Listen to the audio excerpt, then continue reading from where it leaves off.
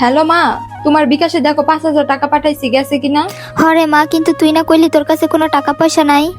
আরে মা, তুমি টাকা নিয়ে কোনো টেনশন করো না। তার মানে এইভাবে টাকা চুরি করে তুমি আমার পকেট থেকে তোমার মারে পাঠাও, তাই না? আমার পকেটে 5,000 টাকা শর্ট, একটু আগে আমি টাকাটা রাখছি। হ্যাঁ, এত বড় সাহস তোমার! নিশ্চয়ই এই মহিলা শিখিয়ে দিচ্ছে আমার পকেটে টাকা চুরি করে তারা পাঠাইতে। হ্যাঁ, ওই যে কথায় আছে না, অভাবে স্বভাব নষ্ট। এটা হলো তোমার মার অবস্থায় সেরকম হয়েছে। আরে না, আরে নাকি? আমার মা আমাকে চুরি করতে শেখায় নাই, তাকে কোনো টাকা পয়সা পাঠাইতে বলে না, আমি নিজে থেকেই তাকে টাকা পাঠাইছি।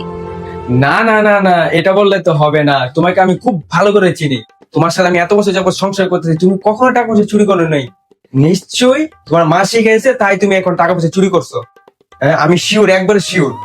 তুমি বিশ্বাস করো, মা আমাকে কিছুই বলে না, আমি নিজে থেকেই তাকে টাকাটা পাঠাইছি। সেটা কি তুমি প্রমাণ করতে পারবা তোমার মা তোমাকে চুরি করতে বলে নাই? হ্যাঁ, আমি প্রমাণিত করতে পারবো। আমি কল দিলে তো সেটা প্রমাণ হয়ে যাবে, তাই না? আমার মাকে আমি কল দিচ্ছি, সে যদি স্বীকার করে তাহলে তো তুমি বুঝতে পারবা, তাই না?